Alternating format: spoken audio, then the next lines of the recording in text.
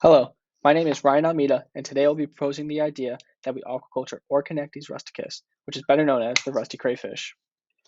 Orconectes rusticus, or the rusty crayfish, is a freshwater decapod native to the Ohio River Basin.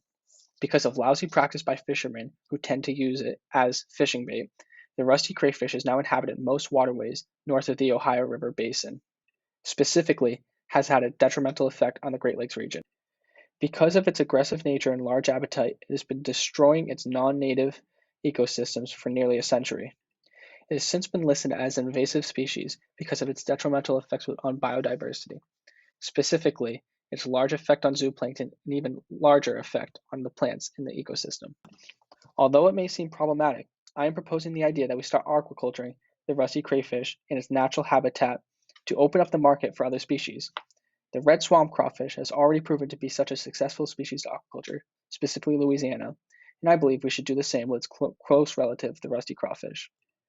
My hope is that ultimately, once people start to get a taste of the rusty crawfish, it will inspire those to either pick up capture fishing or trapping of this species in the affected areas as to relieve the pressure that they have on the ecosystems.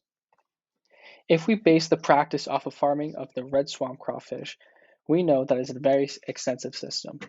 The pond will be low cost and low maintenance. Upon arrival of broodstock, and after they lay their eggs, there'll be very little care that goes into it. Additionally, going off of the red swamp crawfish farm, we know that we can have a very high stocking density inside of the pond. Before this reaches a large scale, I propose that we start with a 1 hectare size pond. We know that the species' greatest chance of survival is between 20 degrees Celsius and 22 degrees Celsius, but max growth rate is between 26 and 28 degrees Celsius. So we need to find a way to keep the temp at a solid 22 to 26 degrees Celsius. Another approach and way to run the farm is by integrating a polyculture with rice.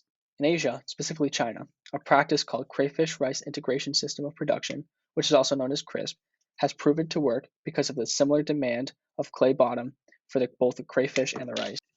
This not only leads to resource conservation, but also a higher profit in the market and greater economic benefits. Additionally, CRISP has a positive effect on soil quality, water and nutrient recycling, pest limitation, and biodiversity.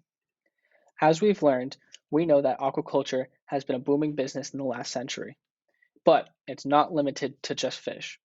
There are many companies out there that are aquaculturing microalgae for fish feed, biofuels, and many more things. For this scenario, I propose that we use microalgae from a local aquaculture farm that grows it in order to feed our stock. Since feeding takes up roughly 40 to 75% of the cost of running an aquaculture business, this greatly decreased costs while providing a nutritious and sustainable diet for the stock inside of the pond. Another benefit to aquaculturing the species is that there is a very short window from farm to table. When the female lays its eggs, it can drop anywhere from 80 to 500 plus eggs at one time. Once the eggs are laid, they will hatch within 3 to 6 weeks. About 1 year after hatching, the stock will reach maturity and becomes ready for the market. While they live to be between 3 to 5 years old, only 1 year after hatching is the best time to market them because their shell is still relatively thin, providing more meat for the customer. To have this be a smart and sustainable system is imperative to ensure that the crayfish do not migrate to other waterways and further destroy ecosystems that they do not belong in. Additionally, we must make sure that we only market the rusty crayfish for food purposes and not fishing bait or for aquarium use. So in conclusion, the rusty crayfish, although an invasive species, is a highly profitable species to aquaculture. Because of its extensive needs and ability to feed on microalgae, the cost will be significantly lower compared to other aquaculture products. Additionally, with its ability to be easily polycultured with rice, as demonstrated in Asia, the profit margin is extremely high. With a short life cycle and time to maturity, we can expect to be selling the stock within 1 season time. Once again, I want to emphasize that it is imperative to ensure the stock is only used for food in order to limit further invasion of the species to its non-native waterways.